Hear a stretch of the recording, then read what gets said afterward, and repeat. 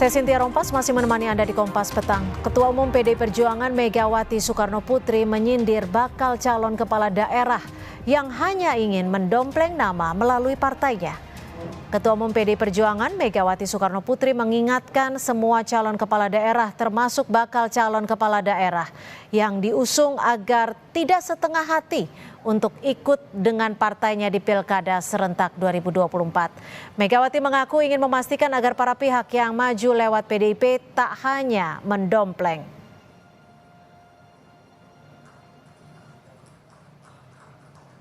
Dinamika politik ini ini buat saya dialektika. Bung Karno mengajarkan pada saya dialektika. Jadi kita bisa lihat gitu. Terus nanti melihat aksi reaksi gitu kan. Nanti semuanya saya ajarin itu, siapa yang enggak mau nurut out gitu aja. Saya pusing. Karena mau ikut jadi PDI Perjuangan atau mau dompleng aja gitu loh, saya nggak mau lagi. Ya kalau konsisten aja, kalau mau jadi masuk PDI Perjuangan ya jadi dengan namanya lahir batin tuh ya rohnya roh PDI Perjuangan. Sehari jelang pendaftaran Pilkada serentak, PDI Perjuangan belum mengumumkan nama Cagup-Cawagup DKI Jakarta. Santer beredar PDIP akan mengusung Anies Baswedan, Rano Karno. Untuk membahas peluang PDI Perjuangan mengusung Anies, kita bahas bersama politisi PDI Perjuangan Seno Bagaskoro dan juga Direktur Eksekutif Trias Politika Agung Baskoro. Selamat petang Mas Seno, Mas Agung, terima kasih sudah bergabung bersama kami di Kompas Petang. Selamat sore Mbak Cynthia, Mas Seno. Selamat sore Mbak. Mas Agung, selamat sore. Ya. Mas Seno, Pak Anies udah bertemu dengan Bu Mega pagi tadi. Hasilnya seperti apa? Ya, pertemuannya kan terjadi tidak dengan Ibu Ketua Umum, tapi tadi ada foto yang beredar disampaikan sudah viral bahwa Pak Anies bertemu dengan Pak Rano Karno.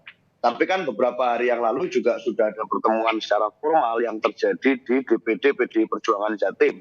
Jakarta maksud saya. Artinya apa? Artinya secara proses sebagai partai yang mengedepankan kelembagaan partai, proses komunikasi politik itu kami lakukan. Tidak hanya kepada Pak Anies secara eksklusif, tetapi di berbagai daerah, kalau ada tokoh eksternal partai yang masuk ke dalam radar, tentu harus melakukan komunikasi politik secara formal kepada kami. Dan tentunya sebagai partai yang berasas kaderisasi, kita punya dalam tanda kutip syarat-syarat tertentu. Tidaknya syarat-syarat yang itu berlaku secara umum, yaitu taat pada konstitusi, taat pada ideologi, taat kepada platform perjuangan partai, yang seharusnya semua partai pelopor melakukan itu. Sehingga tentu saja proses komunikasi itu membicarakan hal-hal semacam itu. Persoalan apakah keputusan rekomendasi diserahkan kepada Pak Anies atau bukan, itu ranah DPP partai. Oke. Tapi Pak Anies sudah bertemu dengan Bu Mega tadi pagi ya? Untuk mengkonfirmasi ya? Pertemuannya dengan Pak Rano yang viral. Oke. Nah, kalau tadi Pak Anies sudah berbaju kemeja merah, apakah memang tadi tidak jadi diumumkan atau memang belum terjadwal untuk DKI Jakarta hari ini? Belum terjadwal, karena kan masih ada setidaknya 11 daerah. Itu yang belum kami umumkan. Sudah ada 534 daerah dari 545 yang kami umumkan, dan kami bersyukur karena sekitar hampir 50% calon yang kami umumkan itu adalah dari seluruh calon yang akan bersaing itu kader PDI Perjuangan. Jadi masih tinggal 11 termasuk Jakarta, kemudian Jawa Timur, kemudian ada lagi Jawa Barat, termasuk kota seperti Solo juga belum. Mas Seno, kalau tadi Anies bertemu dengan Mas Rano gitu ya, tapi akan terjadwal tidak untuk bertemu dengan Bu Mega? Kalau nanti keputusan DPP partai adalah mengusung tokoh siapapun, apalagi Jakarta sebagai center of political gravity, pasti akan ada penjadwalan untuk bertemu dengan Ibu Ketua Umum. Tetapi nanti menunggu nama yang muncul yang final terlebih dahulu. Baik, saya ke Mas Agung. Mas Agung, kalau Anda membacanya, tadi sudah diumumkan beberapa nama bakal calon kepala daerah untuk beberapa daerah yang diusung PDI Perjuangan. Apa yang membuat PDI Perjuangan hingga saat ini belum mengumumkan nama untuk Jakarta? Iya, pertama ada persoalan teknis ya. Kalau tadi Mas Seno bilang ini belum waktunya, tapi juga ada persoalan politis di mana memang tidak mudah bagi seorang Anies yang punya cerita di masa lalu untuk langsung bisa dideklarasikan oleh PDIP. Mesti di internal ada tarik-menarik ya, ada dinamika yang cukup kencang mungkin ya, sehingga memang ada penundaan untuk mengumumkan Anies bersama Rano Karno hari ini seperti itu. Jadi ini yang akan kita lihat drama ini ke depan.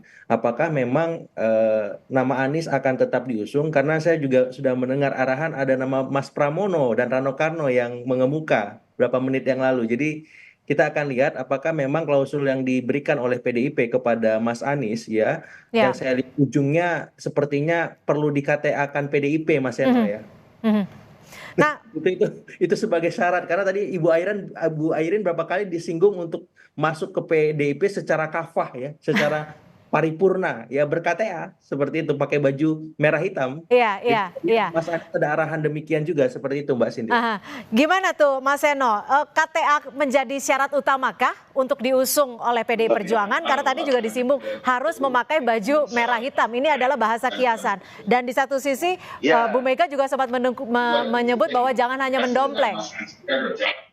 Ya Mas Seno. gini, kalau kita itu partai yang berasas mau sama mau, Mbak. Harus didasarkan atas sama-sama ingin, kesadaran dari diri masing-masing. Jadi kalau itu sifatnya adalah kawin paksa politik, ya sebaiknya tidak.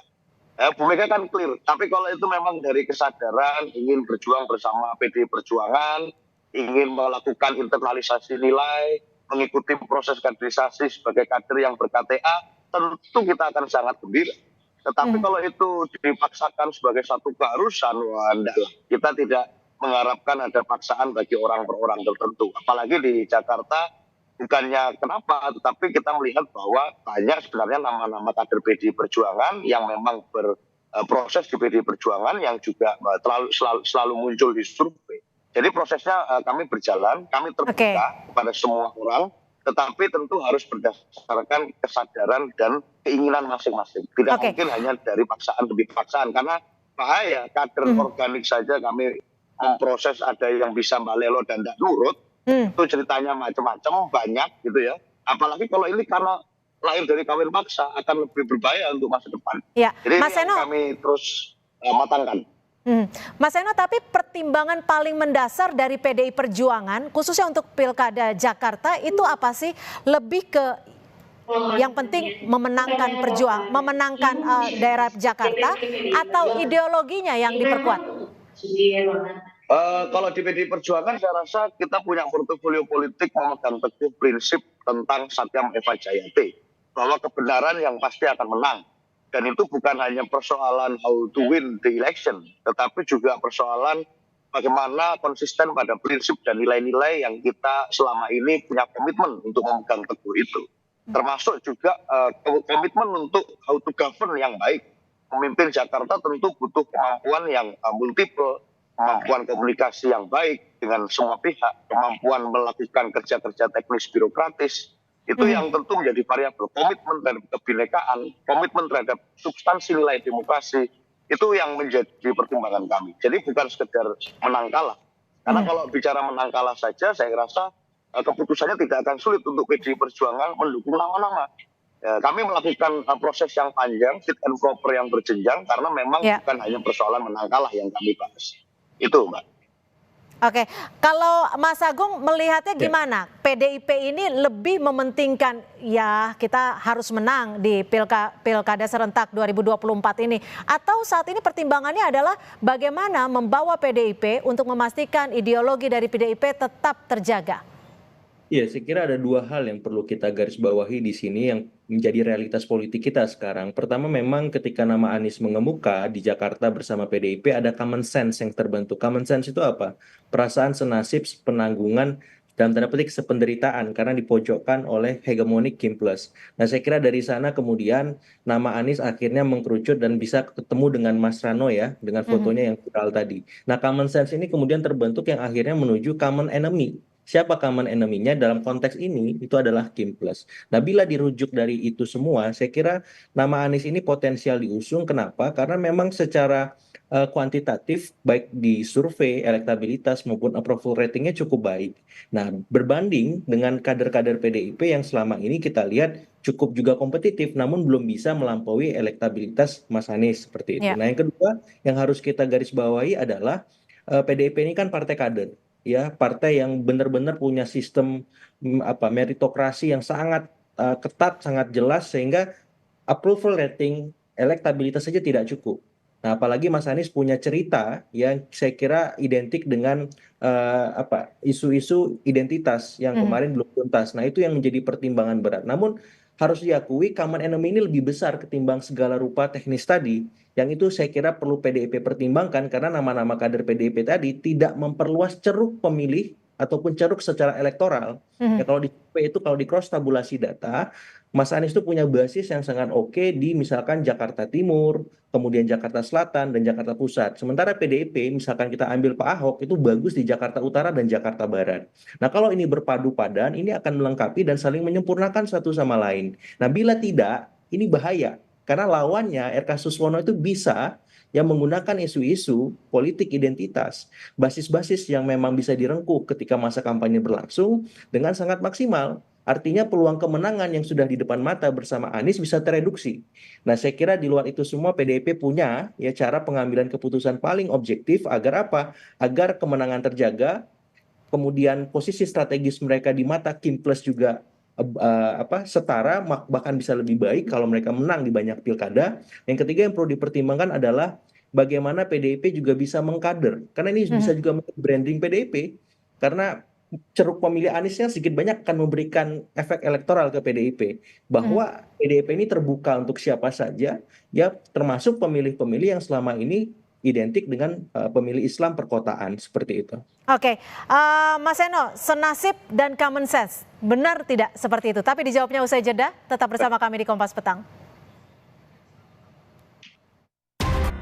Terima kasih Anda masih bersama kami di Kompas Petang dan saudara hingga sore hari ini PDI Perjuangan belum mengumumkan siapa bakal calon kepala daerah untuk Jakarta, Jawa Timur dan juga Jawa Tengah. Kita masih Jawa Barat. Dan kita masih membahasnya bersama Seno Bagaskoro, politisi PDIP dan juga Agung Baskoro, Direktur Eksekutif Trias Politika. Mas Seno, selain ini kan santer terdengar Anies Baswedan yang akan diusung PDI Perjuangan dari luar partai. Saat ini ada nama lain yang kuat atau sama kuatnya atau lebih kuat dari Anies tidak? Ya, nama-nama itu kan sudah dari awal dijaring dan kami umumkan nama-nama yang potensial. Termasuk kalau dari kader kami dari awal ada Pak Basuki Cahayapurnama, lalu ada dari jajaran kabinet misalnya ada Pak Aswar Anas, ada Bu Risma, bahkan dulu Jenderal Andika pernah tersebut juga di Jakarta, lalu juga ada Mas Pramono Anung. Untuk daftar yang bicara tentang sebagai cawagup misalnya ada nama seperti Pak Rano Karno, Sidul. Lalu ada juga misalnya nama seperti Pak Prasetyo Edy. Jadi ini nama-nama yang memang identik dengan Jakarta. Nah, tapi yang paling kuat dari sejumlah nama-nama tersebut siapa, Mas Seno? Yang paling kuat yang nanti direkom oleh Ketua Umum. Itu nanti yang paling kuat. Nah, tetapi prinsipnya gini, jadi kuat itu bukan hanya satu nalar ya. Kalau di pilkada itu kan ada beberapa nalar yang digunakan. Setidaknya nalar kualitatif itu ada di persoalan tentang kebangsaan, ideologi, tentang komitmen, dan seterusnya. Sedangkan nalar kuantitatif misalnya bicara kepada kemungkinan-kemungkinan angka-angka survei, kemudian jumlah teman, dan seterusnya. Nah, ini yang dua ini harus terpadu. Nah, kalau bicara common enemy dan common sense yang tadi disampaikan Mas Agung, sebenarnya saya mau klarifikasi, common enemy kita itu bukan Kim Plus. Kim Plus itu kami anggap Mas Agung yaitu hak politik mereka, itu keputusan mereka masing-masing untuk bisa mengusung sendiri. Common enemy kita itu adalah intervensi Raja Jawa, itu common enemy kita. Kita merasa bahwa partai-partai politik jika sudah dicawe-cawe dengan intervensi Raja Jawa, maka aktor non-parpol ini menjadi satu hal yang bermasalah. Dan disitulah irisan kami bertemu dengan misalnya tokoh seperti Pak Anies Baswedan. Prinsipnya di situ sebenarnya. Oke, tapi kalau sejauh ini untuk melihat kondisi saat ini yang terjadi, Untuk Bu Mega sendiri lebih suka nama mana dan apakah akan mengusung kader sendiri atau tidak apa-apa bagi Bu Mega untuk mengusung kader di luar partai? Mas Eno. Baik, saya akan ke Mas Agung terlebih dahulu. Mas Agung, kalau dilihat-lihat dari tadi sudah disebutkan bahwa yang dilawan adalah bukan Kim Plus. Nah, kalau dilihat dari kondisi ini, mana yang paling menguatkan PDI Perjuangan untuk maju di Pilkada Jakarta? Nama siapa? Audionya mohon maaf, Mas Agung. Secara ideologis otomatis yang diutamakan kader. Tapi kalau secara pragmatis otomatis non kader, ya ada nama Anies Baswedan seperti itu. Nah, tapi kan dalam situasi seperti ini kader non kader ini menjadi relatif ya. Kalau saya lebih suka bagaimana keduanya bisa dikawinkan dan bisa memberikan kekuatan yang besar bagi PDIP ketika mengusung paket calon ya, gubernur maupun wakil gubernur saat pilkada nanti. Karena yang dihadapi ini memang kan koalisinya gemuk, kemudian figurnya baik Ridwan Kamil maupun Suswono itu merupakan figur yang cukup komprehensif juga.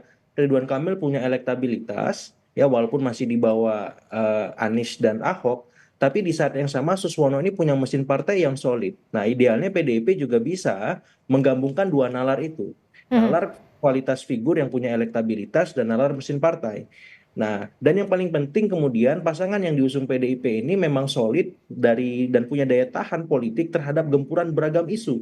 Apakah isu-isu soal primordial, isu-isu soal kesejahteraan masyarakat, maupun isu-isu yang relevan lainnya dengan kondisi Jakarta hari ini. Mengapa?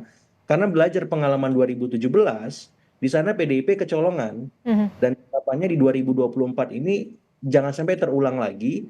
Dan apalagi di sini sudah ada sosok yang memang relevan untuk dijagokan seperti itu. Nah, itu yang memang ada pertemuan di mana aspirasi publik ataupun masyarakat memilih Jakarta dengan kondisi politik yang hari ini yang tadi saya sampaikan common sense itu dalam nama Anies Baswedan seperti itu.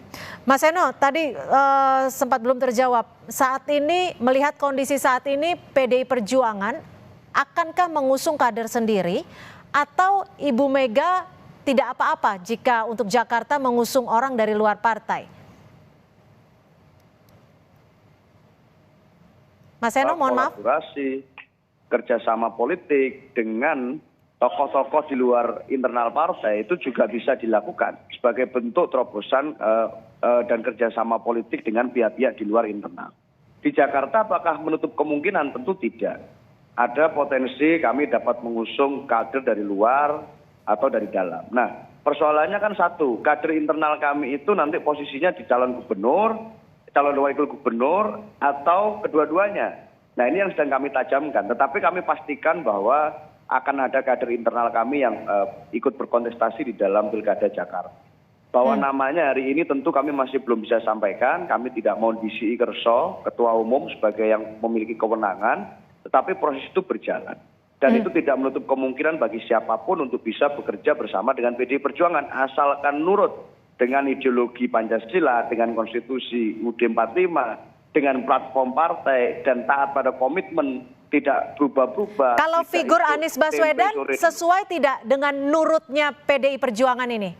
Ya seperti yang tadi disebutkan, nurut dengan ideologi, platform, dan lain sebagainya. Yang sedang kita bicarakan di DPP partai, artinya apakah nanti pengalaman panjang bicara tentang politik di Jakarta dengan pengalaman kita pernah berkontestasi dengan Pak Anies itu tentu merupakan suatu pengalaman politik yang tidak boleh kita lupakan. Itu ada di dalam sejarah bangsa Indonesia. Tetapi kan setelah Pilgub kemarin itu kita tidak berjalan di ruang hampa politik. Artinya ada peristiwa demi peristiwa yang susul menyusul, termasuk yang paling signifikan adalah Pilpres 2024. Dan di sanalah kita punya concern yang sama tentang politik melawan nepotisme, politik melawan semangat anti demokrasi, politik yang berusaha untuk menggunakan cawe-cawe intervensi kekuasaan Raja Jawa. Nah, concern-concern itulah yang kemudian menjadi irisan concern yang sama yang kita miliki misalnya dengan tokoh seperti Pak Anies. Jadi rasionalisasinya ada di sana. Tetapi kan menentukan calon pemimpin untuk Jakarta, memberikan rekomendasi partai itu tidak bisa hanya satu variabel. Variabel lain itu harus kami uji, sehingga tentu Jakarta menjadi salah satu daerah yang belum bisa kami umumkan hari ini. Prinsipnya di situ, Mbak. Oke, Mas Agung, ini kan kalau untuk melawan RK dan juga Suswono bisa dikatakan dibutuhkan figur yang cukup kuat untuk memenangkan kontestasi. Untuk melihat basis PKS sendiri yang cukup kuat di Jakarta, bagaimana sekiranya PDIP bisa bertaktik? Iya, saya kira nama Anies ini bisa menjawab itu karena dalam tanda petik mengisi kekosongan figur, kemudian yang kedua juga bisa menggerus grassroots PKS yang selama ini solid karena ada fenomena di survei itu istilahnya split ticket voting ya Mbak Cynthia. Jadi memilih partainya di pileg, kemudian tapi di pilkada memilih figur yang memang dekat dengan ideologi mereka. Dan konteks ini relevan sekali karena apa, figur ID di negeri kita kan sangat rendah. Yang menguat itu, partai ID rendah, figur ID yang menguat. Dan Anies itu bisa merangkum pemilih-pemilih PKS yang selama ini terpresentasi dalam sosoknya. Nah dengan itu saya kira ini sebuah peluang yang sayang untuk dilewatkan, apalagi ada momen di mana kita tahu bahwa ya narasi perubahan yang selama ini digaungkan oleh koalisi yang mengusung Anies di Pilpres kemarin dalam tanda petik selesai dengan sendirinya. Nah, Anies ini bisa membawa nafas baru bagi PDIP dalam konteks misalkan PDIP Perjuangan Plus ya. Karena ini sosok pokok perubahan itu sendiri yang bisa dalam tanda petik memastikan ya soal apapun lah, mungkin soal kritik terhadap nepotisme, soal kemudian Raja Jawa dan seterusnya itu bisa terbawa dalam satu nafas. Nah, kalau misalkan ini kemudian ditarik ke sosok yang lain, saya khawatir kemenangan yang diincar PDIP dalam pilkada di Jakarta nanti tereduksi, terminimalkan gitu. Kenapa? Karena ini lawan yang dihadapi yang dalam tanda petik punya paket lengkap plus-plusnya seperti itu. Nah, kalau bisa PDIP harus ada plus-plusnya juga, apakah lewat sosoknya, koalisinya, dan seterusnya. Mas Agung, tapi kalau figur Anies Anda sebut bisa menjawab itu semua. Tapi secara platform ideologi yang diharapkan oleh PDI Perjuangan adalah setia dengan platform PDI Perjuangan. Apakah itu bisa menjawab juga? Iya, ini tinggal tergantung Anies ya. Apakah misalkan dalam tanda petik bahasa Ibu Mega itu nurut dengan aspirasi yang dibawa PDIP ataupun Ibu Megawati sebagai ketua umum pemilik mandat tertinggi di partai. Karena partai itu pasti punya aturan main. Dan selama ini kan Anies asik dengan independensi dan netralitasnya. Itu yang saya kira berapa kali dimention Ibu Mega ketika tadi ya menyerahkan rekomendasi khususnya ke Ibu Airin ya, berapa kali dinotis Ibu Airin supaya pakai baju merah hitam, Ibu Airin supaya berpihak dan seterusnya. Dan saya kira ketika saya mensimulasikan di sana ada Anies, maka ketika Anies masuk PDIP selesai itu barang. Oke, tapi kalau menurut Anda, hitung-hitungan Anda lebih mana yang menguatkan? Anies Rano atau Pramono Rano? Saya masih pilihan yang pertama ya, ada Aniesnya. Siapapun kader yang dipasang dengan Anies, kemungkinan menangnya lebih besar ketimbang tanpa Anies menghadapi RK Suswono yang saya kira paket lengkap untuk menang ketika Anies tidak ada di sana. Oke, Mas Seno, melihat jawaban-jawaban ini dan juga perspektif ini, apa yang akan dilakukan PDI Perjuangan dan kapan tepatnya PDI Perjuangan akan mengumumkan nama? Ya secepatnya, yang pasti sebelum tanggal 29 berakhir pasti sudah kami umumkan nama. Karena kami taat pada aturan main di KPU dan sehingga sebelum tanggal 29 berakhir pasti akan kami umumkan. Apakah besok atau besok lusa kan tinggal menunggu waktu. Tetapi saya kira sekarang sudah semakin jelas bahwa prinsip PDI Perjuangan ini seperti ini. Kami terbiasa berada pada situasi sejarah yang mana saat dihadapkan pada pilihan apakah kami harus menang atau kami konsisten, seringkali kami mengambil keputusan untuk berada pada sisi pihak sejarah yang konsisten. Baik. Jadi tinggal menunggu waktu, siapapun yang mau bergerak bersama dengan kami, ya silahkan kita samakan nilai-nilai dengan apa yang menjadi DNA dari PDI Perjuangan. Baik, kita nantikan nanti pengumuman dari PDI Perjuangan. Terima kasih sekali lagi Mas Eno Bagaskoro, politisi PDI Perjuangan, dan juga Mas Agung Baskoro, Direktur Eksekutif Trias Politika, sudah berbagi di Kompas Petang.